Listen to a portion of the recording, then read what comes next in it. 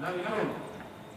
Sale el señal camino al participante número 2, señal camino en este caso el número 5. Ganando rápidamente el número 3, Oro Negro, va a ser el número 7.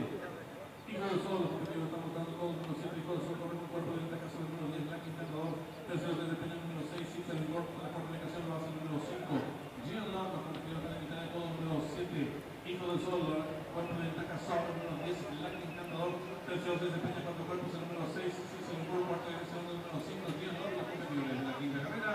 Se aprieta el tercer ingreso a la recta final. El número 7, Hijo del Sol, intenta la disparada. Corre con primera en este caso el número 10, Black Encantador. Tercero desde Peña participante el número 6, Six, el gol. Le pegan en los últimos 300 metros finales el número 7, Hijo del Sol.